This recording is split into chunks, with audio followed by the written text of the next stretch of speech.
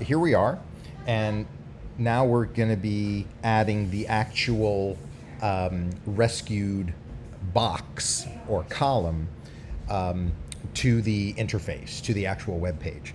So let's go over to the actual web page, and here we go. You can see that we're on localhost. We're running this on our computer. It's a web server, but it's just on this laptop here because it's easier to test. And let's see, this is a list of all the animals. Where should we have the column indicating that an animal is rescued? I think it should be over here on the right. I think it should be between volunteers and these view, edit, delete buttons for each animal. So it's going to be, that's where we want it. So let's go into our application file here, and let's look through until we get to the index section, which is this.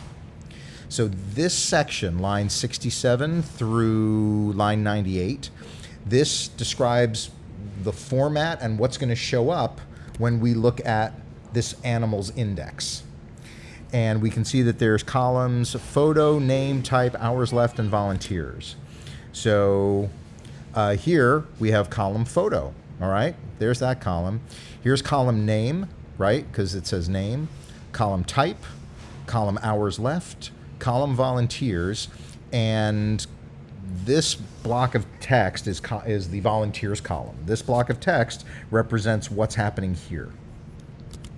And because these are in order in the application file, if we want to add another column, we have to add it after volunteers, because we want it to be after volunteers over here. So I'm just going to kind of duplicate the same style that I see over here. So I'm going to say column, and then I'm going to use the same word that that we have in the model, that we have in the database, which is rescued. And now I'm going to go back to my web browser, and I'm going to reload to see the changes. And you can look over here, and down here it says waiting for localhost. Oh, has my server stopped? Oh, no, it finished. It just took a while. Oh, well, why don't we see our change here? We don't see our change here because we didn't save the file. See our blue dot up here? See that? So I'm going to hit save. Now it's not a blue dot anymore. Now I'm going to go back to my web page, and I'm going to reload. Look at that. Rescued. No. So that's helpful, isn't it? That's great. Now we have this useful piece of information that we can see about each animal.